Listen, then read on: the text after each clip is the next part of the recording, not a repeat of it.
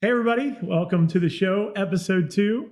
We just had our episode number 1, and, it was good. We had a good time with it. So, back for week number 2. And once again, I'm Brandon Lindsay, and this is Terry Moran. Uh, Hi, guys. so, Terry, we just got the results for the MEX Hall of Fame. Um, hmm Big congrats to the people that got in. Yeah, a lot of OGs on that list, and a newbie, Rachel Lynch, who I'm super happy for. She puts so much effort into making things easy on people uh, with her gear showcases and teaching people how to log or vlog correctly. And she's a sweet person, and she's a really, really good DJ. So I'm happy to see her. I've heard some people say, she hasn't been doing long enough, blah, blah, blah. That's nonsense. She's fantastic, and she's the future of our business. So Mhm. it's good to see someone like her be recognized. Yeah. Yeah, I got a lot of. I have some friends on the list. Some guys that I've known for years: Jim Cerrone, Mitch Taylor. I hate to Yep. even. I don't That's have the list in fantastic. front of me, so I hate to even. I'm sure there are other friends of mine on the list as well. Mark Farrell's on there. I mean, some well deserving people. I will be honest. There are a couple people that I know the name. I've seen them on social media. I don't really know a whole lot about their background or career. I think that kind of goes back to what we talked about last week, which is if you could legitimize the process a little more, it might help. At least I could look at what their credentials are, why they got in, and kind of go over and be able to say, hey, Yep. that's pretty cool that they did that. So I think that would be something that would be neat to see them do in the future. Yeah, agreed. And like we said last week, maybe the process of voting can be legitimized a little bit. I don't want it to be a popularity contest. Yeah. Um, I mean, for example, I could have sent the link to my son at Westford Academy and got 3,500 votes from all the students there, but I didn't do that because I felt like integrity wise, that's not the way to get in. So I would like to see now that there's more people in, maybe they create a board, and that board, like you mentioned, takes the criteria behind each person and gives a board vote versus just a popularity contest. So Yeah. Yeah. again, not taking anything away from the people that are in there because they are all outstanding individuals, business owners, and for the most part, they've helped us a lot in the DJ journey. So Yeah. I well deserved to all those people, and you know, good for them. And I look forward to being there and seeing them go in and in February. yep, yep. So you took a trip this weekend, right? I saw that you were away. Yeah, Tell me a little bit about that. yeah. Getting down the warm. Got out of town, man. It's cold here. It's cold here in Ohio, and we were down to about I think 9 or 11 degrees, and I was actually just looking at my phone and round trip tickets, $87.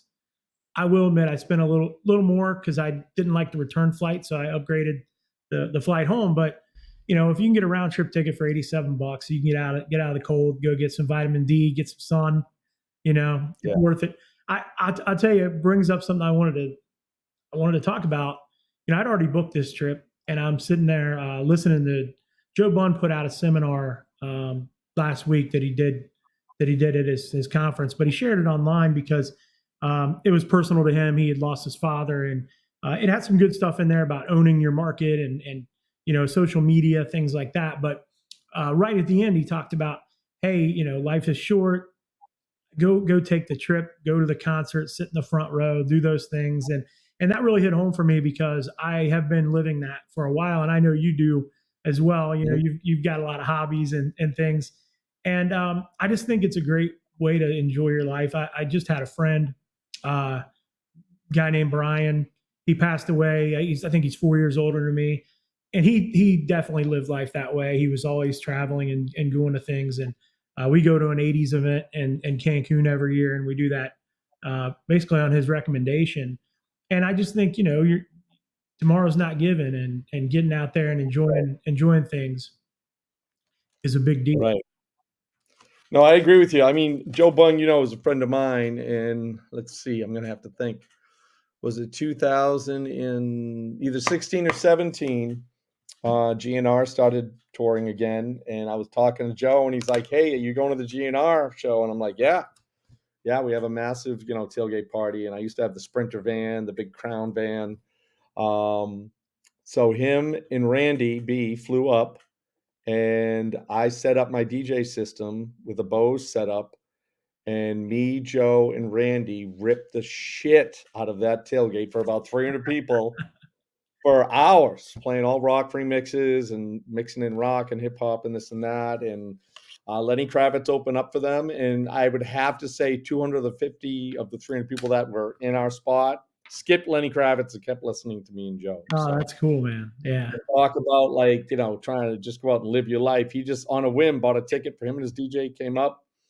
Didn't get anything from me. He got his rent a car and his hotel because I live north of the stadium, and he had a great time. And that's an example of some of that stuff. I mean, hey, think about it. I personally have worked 46 Saturdays a year for 30 years. Yeah. Do you know how many? I have never been to any of my nieces, nephews, cousins, kids' birthday parties ever Right. because we're all born in the summer, for Christ's sake. Right. Nothing I can do about that. Yeah. I spoke about it before. I'm typically about 100 miles north of my house up at Lake Winnipesaukee. That's where I do most of my weddings. So, if we're out doing a wedding on Saturday and, you know, Sunday traffic, you don't want to come back. So we just miss those birthday parties. We usually go out in the Mhm. boat or whatever. And I think that's important. My batteries always get recharged from DJ conventions. I've been going and, speaking at them for a long time, but just seeing people, meeting people that I've talked to, or people that we've just conversed with, to finally meet them in person always helps. And I think there's a brotherhood there, between the different DJs, and that helps. But I also plan trips all the time. I want to travel 4 or 5 times a year, not for business. I'm going to Puerto Rico next month, surf school with my kids. I'm going to St. Augustine in August. I'm sorry, in April for my birthday for the classic BMX Spring Fling. This is my 1982 Super Goose behind me, which is worth about 3,500 bucks. Um, and it's just a collection of guys all over the country that love old school BMX. All old dudes like us, all wearing Vans, all telling war stories that probably a little bit fabricated from our racing and freestyle days. And you have to. Yeah. Sometimes I'll take the kids, sometimes I won't. But doing that is important because we work so hard. And as small business owners, it's like we're the marketing department, we're the payroll department, we're Yeah. the maintenance department. I've had a rough month here. Like every vehicle I have has been in the shop, including my son's. Like just got his license 2 weeks ago. His car is going back in the shop for the second time today. So Man. you Yeah. have to combat those challenging times with a good trip and a little getaway, especially if it only costs you $87, bro. Like, come on. Yeah, it was a great price on that. And I'm the same way. One of the things we started doing a few years ago, and I do a lot of this for my wife as well because she's a nurse and that's a tough job. I mean, she's a home Yep, healthcare nurse, so she's literally going to people's houses and yep, seeing tough living conditions and people who are about to pass away. Some people that are young that are just having issues, and she sees that all the time, and it can be a lot on her. And she likes the warm weather. We love St. Pete Beach. We go there probably more than we go anywhere else. But we always like to have another trip scheduled on the calendar too. So when we right. come back, there's already one booked. So we at least have something in the future. And I think that's a great tip for people. If you can have something, I understand that not everybody can afford to run out and do a vacation every month or every other month or even, whenever. But, I think that doing what you can do to kind of break the monotony of life and to experience life, Right. um, when I was a kid growing up, I didn't grow up in a rich family at all, and I never thought no for the life of me that I would ever go see the Eiffel Tower or anything. But I've done that. I went over and did a tour of Europe. It was all mainly because like somebody had a bigger thought process than me. There's a guy at our high school that he wants to take the kids over and do a World War II tour of Europe. And the parents are invited if you can afford to go, if you want to start making the payments and go. And yeah, I went and it was amazing. And there I am standing at the Eiffel Tower thinking, man, 8-year-old Brandon never would have thought that he'd be right here, you know? And not everybody can do those things. I will say, I tell high school kids all the time because, like I mentioned last time, I'm on the school board, so I get to give a little bit of a pre-ceremony graduation speech to the class every year. And I told kids, you know, a lot of advice, but one thing that I tell them is when you think about the purchase that you're going to make, that first big purchase after high school, think about it long and hard before you do it. You know, you can go out and buy that $50,000 pickup truck. You can go out and jump right into a mortgage or whatever it might be. But once you make that, it changes your lifestyle. You know, you can end up house poor, you can end up car poor, basically. And there are other ways to do those things. And I just think that that's a tough thing that definitely limits some people. And I speak from experience because when I first built the house that I'm in right now, I actually was a computer programmer. And right after I built the house, I think we were less than a year into this mortgage when I lost my job. And you know, company had a lost a big contract, let a bunch of us go, and I was transitioning to become a full time DJ. And you know, for a few years there, I would say we were definitely house poor. You know, like I Yes. got to pay I got to pay this mortgage. You know, while I'm trying to get this business going. And you know, I just think it's cool to even if you just want to get away 2 hours from your house. You know, the other Yeah. thing is like just look on the map. What's close to you? What's closer than you realize? Like I drove up to Niagara Falls and I didn't even realize how close it was. I think I left here at 5 in the morning and I was watching a basketball game at Niagara Falls at noon. You know, it's not, you know, sometimes you got to think a little bigger and realize like, hey, when I could actually jump in my car right now and be in New York City by the end of the day, you know, whatever. Yeah. So, Yeah, and I mean, our area has much a plethora of much more nice things to see within a couple hours than your area, so right. Yeah. Yeah. That's but true. yeah, people can just grab an Airbnb in another town. You wanna go to the mountains, you wanna go to the beach, you don't have to be right on the beach, but just close, anything like that. I think that's important, especially for DJs, you know, we're like, "Work, work, work," you know, "No one can replace me, I can't take a night off at the club, blah, blah, blah," like, come on, Yeah. man. Yeah. Get over yourself. Like, Well, yeah. And you're well, gonna do it or you're gonna get burnt out, and for young DJs, this is good advice, you know? to Us add to OGs, that, we may not look as cool as you want us to, but, we've been there, we've done that. right. Well, to add to that, I would say I got a couple buddies that they're they were super focused on retirement, like so focused on just everything was toward retirement.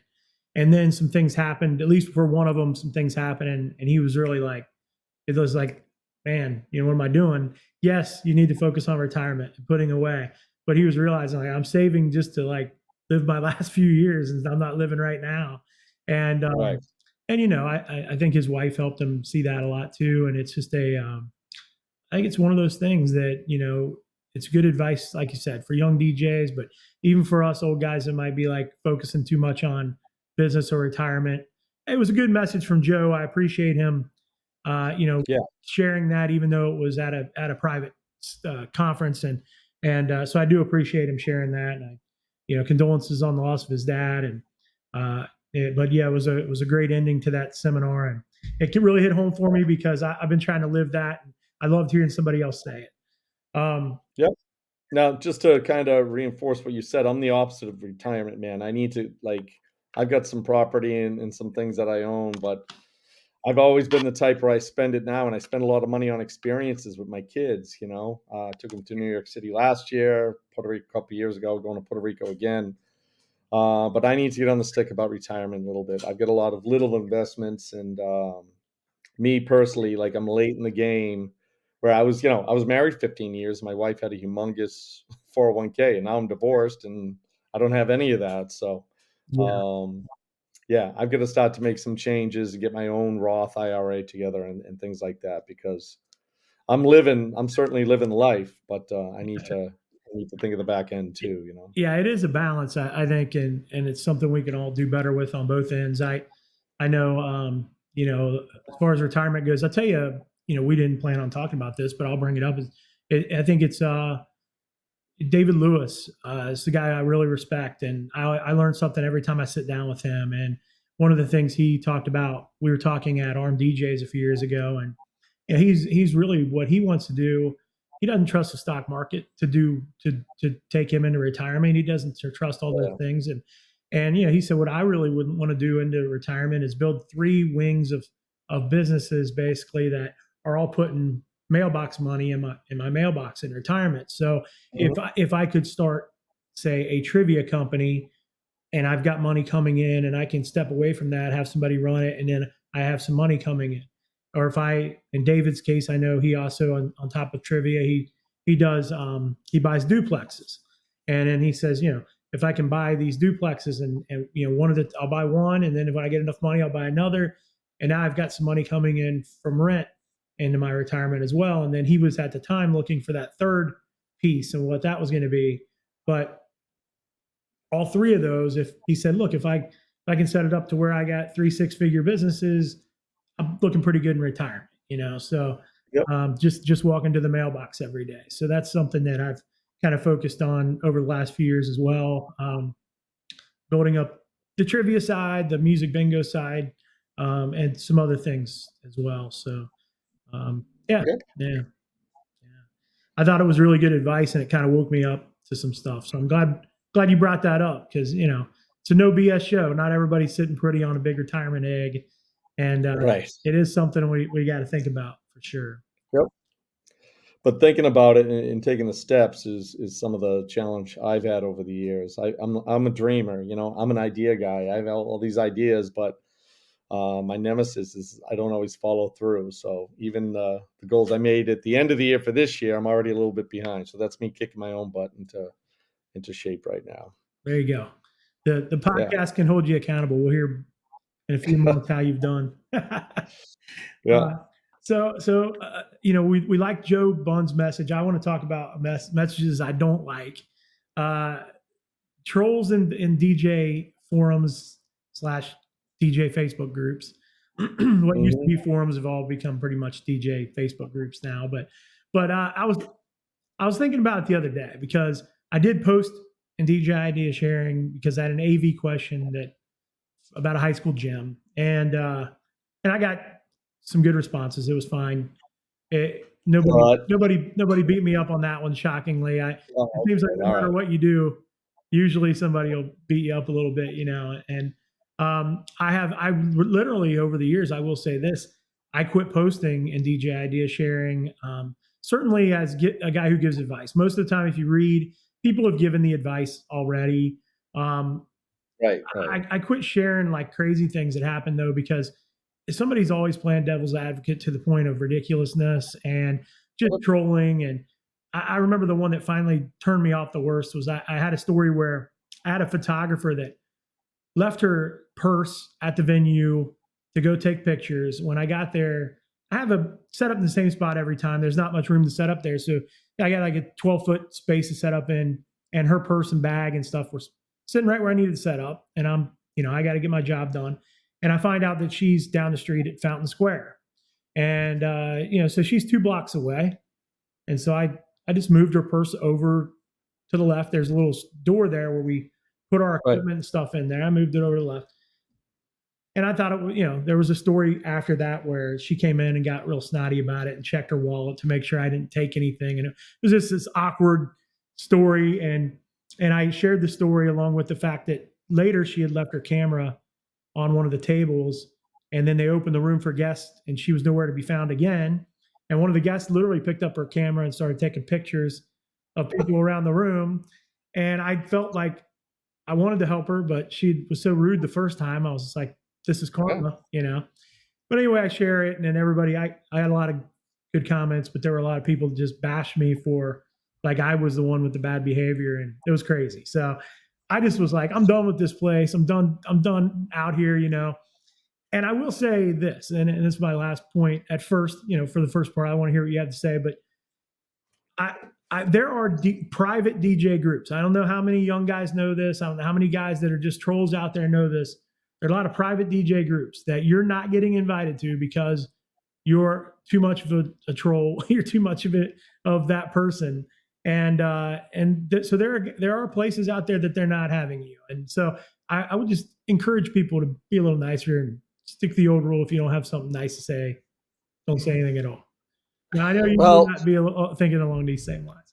well, you and I, as much as we're cut from the same cloth, are different people too. Because I'm the world class shit talker. You know that. Being from Boston and coming up with you guys battling the Patriots for the last 20 Yes, years, I've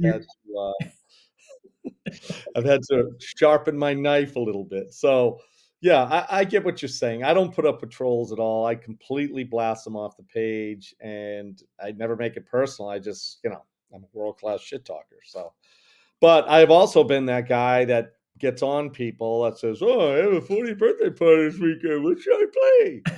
Get on fucking Spotify and find a 40th birthday playlist and cherry pick it and go from there. Like, yeah, I mean, I guess I get aggravated a lot with a lot of the newbies that just come in and like don't take the craft seriously and don't like prepare and just want to ask Facebook about everything. It's like, so I have blasted some people there, but I mean, I was never in on the DJ chat days. It was funny, man. When I first met Toad, he was like signing autographs at the fucking hotel in Atlantic City because everyone's like, "You're DJ Toad." I'm walking down with him to get a beer. I'm like, dude, how do all these fucking people know you? And he's like, oh, I'm on the DJ chats. And da, da, da, da. And I'm like, awesome, awesome. So, um, yeah, you know, it for me, I don't deal with trolls well. I tend to not ignore them. I think Facebook is better where the algorithm can take out threats and things like that because a lot of people get into that stupid shit. But uh, it doesn't bother me as much because I usually know if someone's trying to troll me. Well, real DJs with blah blah blah blah blah blah blah blah blah. Like yeah. um, Well, something happened just a month ago when I was asking. Someone was talking something about Mex, the DJ spinoff or whatever, and I had said, "Hey, are you guys doing video?" And someone had said, "Oh, well."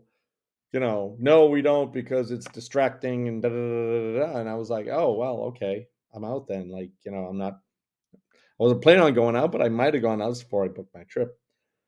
And some other person's like, have you ever been to a DJ convention? Do you know what goes on here? Da, da, da, da. And I'm like, well, and it was funny because I didn't have to respond. Other people I knew kind of yeah, popped in and said, hey, pump the brakes. I don't think you understand like what this guy's done. And yeah, yeah, it's things like that. It's such an ego-driven business that people love to shit on each other, and I'll shit on all my friends out of love, um, but I just don't like to participate in the troll stuff, and yeah. those people are usually pretty small-minded, they think they're the fucking huge fish in a small pond, and they think that whatever they do is correct and everybody else is wrong, There so have been trolls since back in the DJ chat days, and I will say you brought it up, and I know you moderate a forum or two on Facebook, and yep, I think you do a good job of kind of keeping it where it needs to be. But I know at DJ chat, I felt like we did a pretty good job for the most part of eliminating the guys that were on there really just to cause problems. And I think they could probably do a little better job of that in some of the DJ forums. I'm all for free speech, but some of it's excessive. I granted there's not threats or anything that you're seeing now, like you say, but yeah, when it's the same guy every single time, where some of the new guys are afraid to ask a question because they know they're going to get just destroyed. But and granted, right. there is a search feature. Use it. You know, Mhm. use that first, and then ask your question. I think that's It's funny, in some of my seminars, I've said, "Listen, this isn't DJIS. If you wanna ask a question, it's gonna be a legit question, I'm just gonna shut you down, so let's be real here, okay?" right. We're trying to educate you guys, so Yeah, yeah, yeah. I would like to I just encourage people. Maybe if you show a little better in the main forums, you'll get invited to yep, some of the private ones.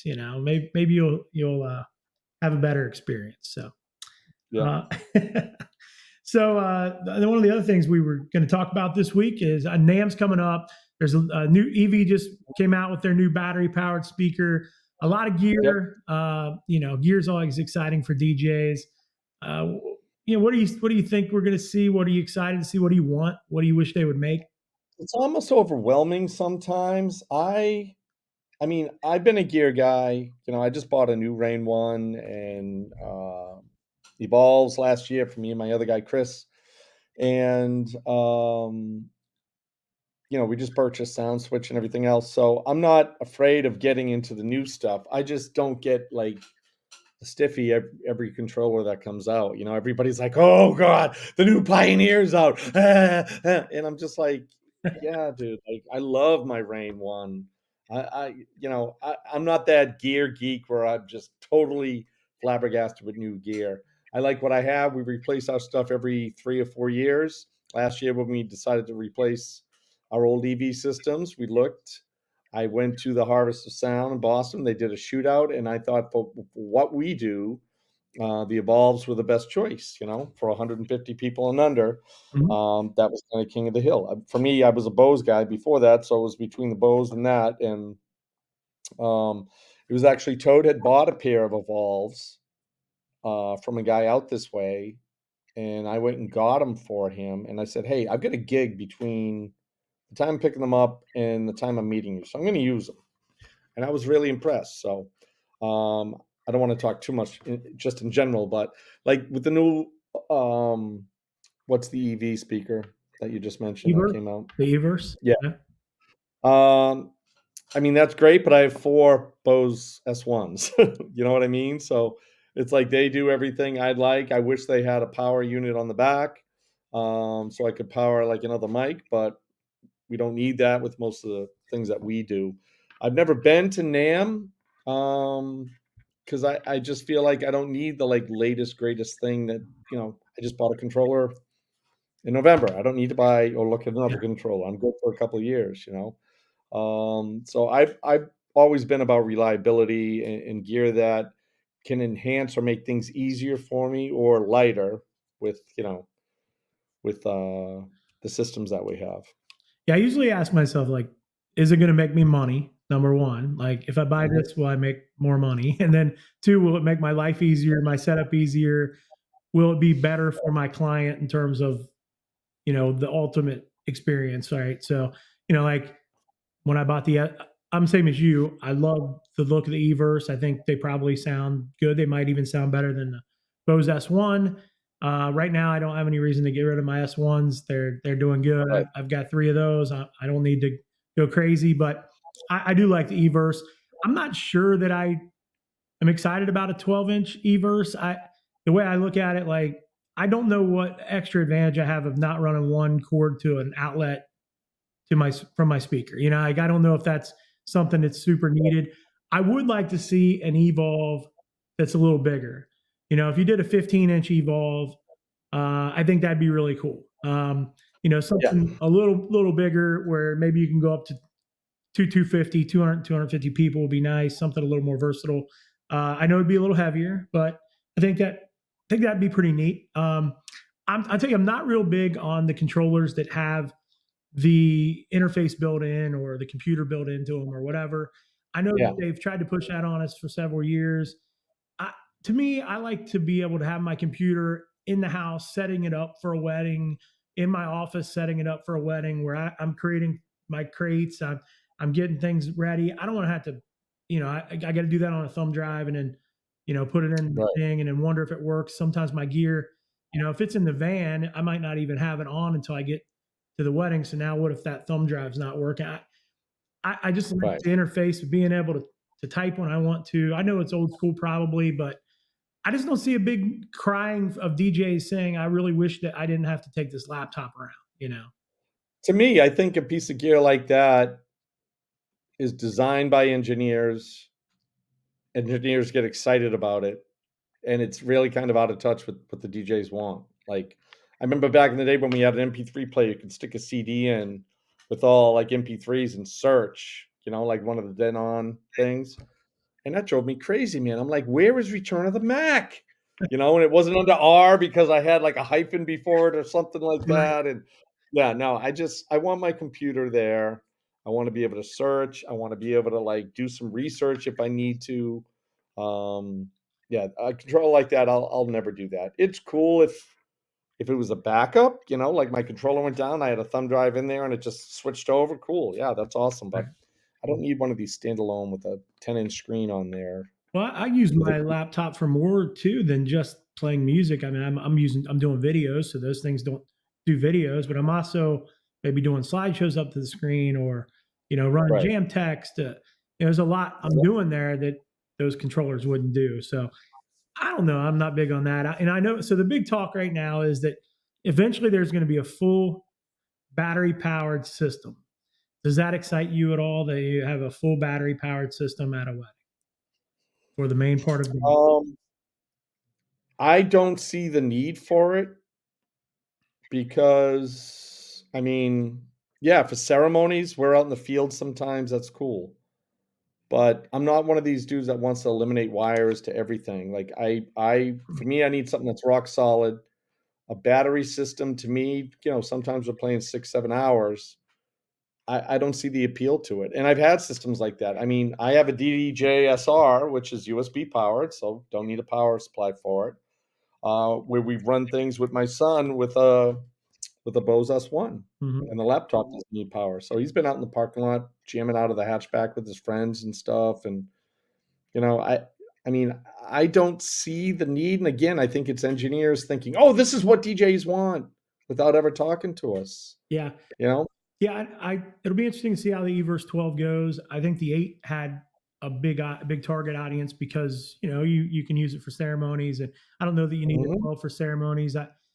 Maybe a sub to match my S1 if in case I got to, something at the school's a good example. Occasionally they'll do a little school carnival or something where you're kind of background music, but you don't necessarily have a great spot to plug in. So, we do a bonfire every year, and I'll take some speakers up there, and I always have to try to figure out power on those. But as far as my main wedding system, I don't know that carrying heavier speakers around, because the battery powered speakers are going to be heavier. I don't know that having to remember to charge them. I don't know that all those things, the maybe the potential battery life over time is going to get worse. It's going to get less and less over time. I mean, it's just a natural thing with batteries. So at what point is the investment there? And I'm not so sure that's just a thing that I'm super excited about. Yeah, plus they're gonna cost more, Yeah. Yeah. and I mean, I know enough that the cold screws up batteries. Like, I did a outside ceremony December, I don't know, 18 up in Maine, 13 degrees out. I had a battery powered system because I wanted to be over near the pond. Everyone's freezing. You're seeing their breath, like, come out and drop on the ground. It was that cold, and my battery went, this was a JBL Eon Pro 1 wireless thing before we got the Bose. My battery went from, like, 80% to, like, 20% in 5 minutes because it was so cold out there. Yeah. I mean, I'll give you another example. I rented a Tesla this week with my trucks in the shop, and, it doesn't have a gas gauge, it just shows, like, miles, Mhm. You plug it in, you get 10 miles, 20 miles, 50, whatever. And then I went into Boston and back, and that's about 56 miles, and, I'm trying to figure out, like, I have to return it with X amount of miles so they don't charge me like gas. So I was supposed to have 100 miles on it. I got home, it had 95 miles. I started up and just brought it a mile down the street in the morning, and it lost 35 miles overnight. So when I started up, it had 60 miles from the cold. Wow. Yeah. That just goes to show you batteries just don't do well in cold. And I mean, regardless of the equipment that you're using them in, and I don't ever see a need in my rig for anything battery powered. I think that other than what we already use the Bose for, I'll use it as a ceremony speaker, and then I just pick it up and I bring it into the um, usually the cocktail area if it's outside the main area, and then I will set up my iPad to run a playlist or whatever. So I don't have a need for a full battery system. The other thing I think we're going to see, because I was trying to make a prediction about maybe what's going to come out, what's going to be in the next Pioneer controller or Denon controller.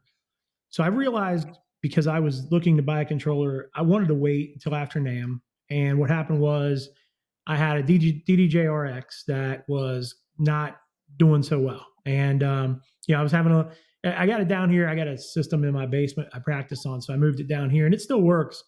But every now and then it was getting a little glitchy, and I got a little nervous about it. So, because it was older, and I said I'm gonna go ahead and get something now. So I ended up buying a Hercules T7 because it was 700 Okay. bucks.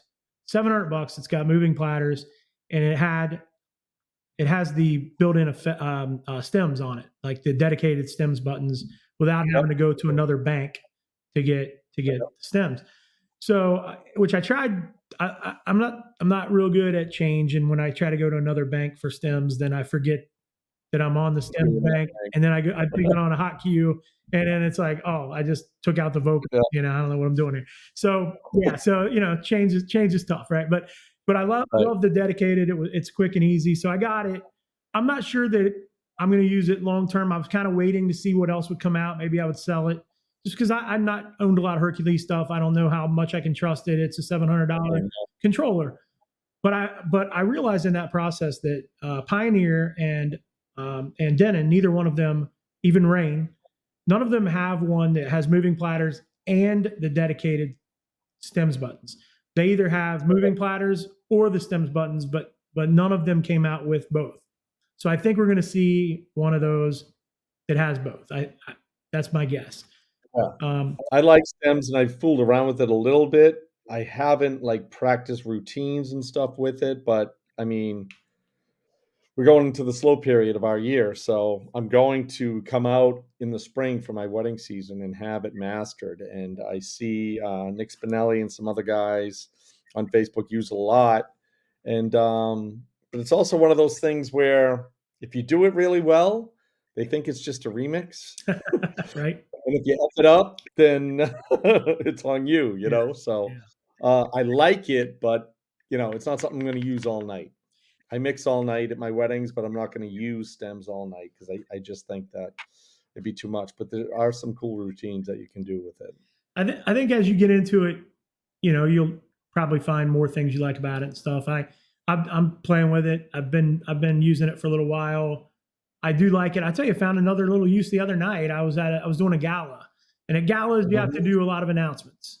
Sometimes Yep. not in the best at the best time. Sometimes your dance floor's full, and they're like, "Hey, we need you to announce that it's the last call for the raffle tickets." Right? Well, Right. with stems, I can just drop out the vocals with keep the beat going. I drop the vocals, make my announcement, bring the vocals right back. So I'm not even having to lower the volume. I really like Yep, that. So that's a good point. yeah, it was a good little tip there, I thought, and then there's sometimes, it's just like I can make this remix kind of live here. Nice little way to get out of this thing. What I think that's where I use it right now a lot is if I'm in a song that I just want to get out a little earlier and I need to make it a little easier on myself, Yep. just, Create your own snips. yeah, It's just exactly. second chorus, yeah. Yeah.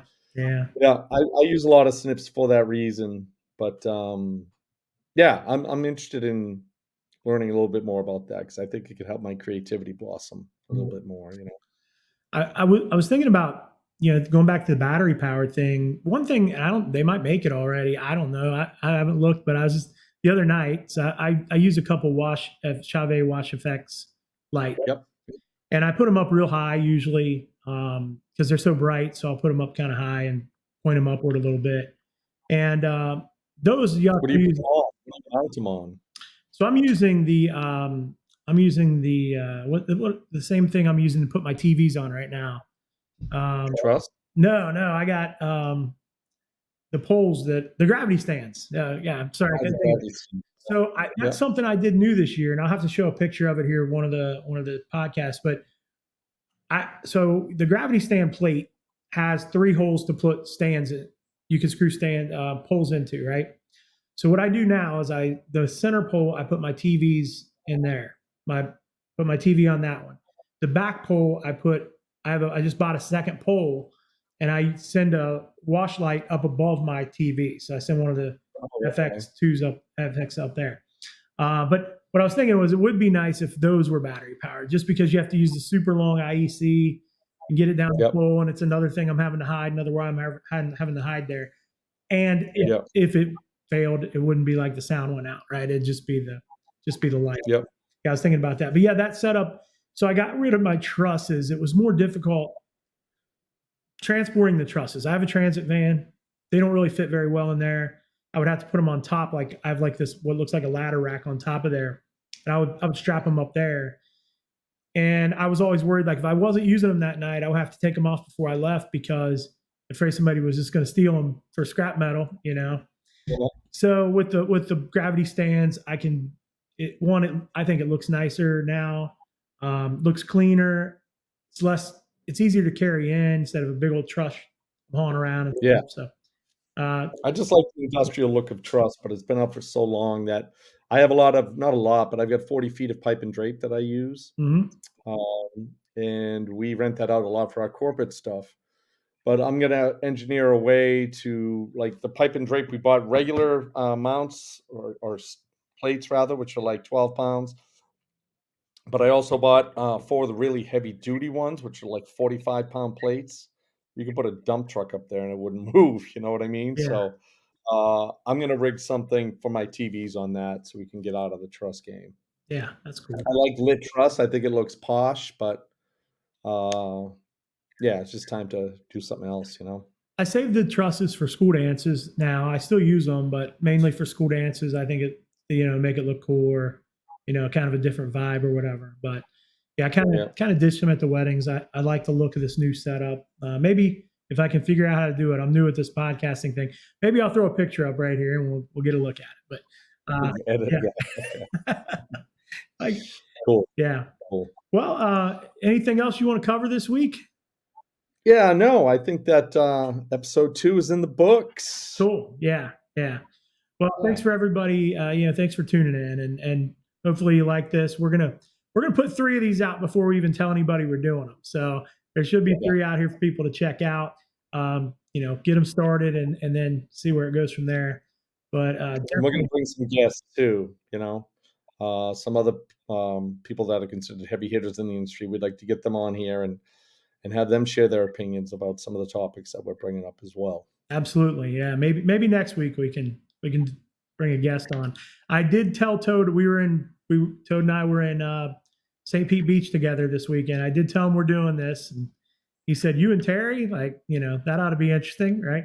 But he said, "Are Yeah. you having guests? Maybe we can talk them into coming on." So, Yeah. yeah. Yeah. That'd be fun.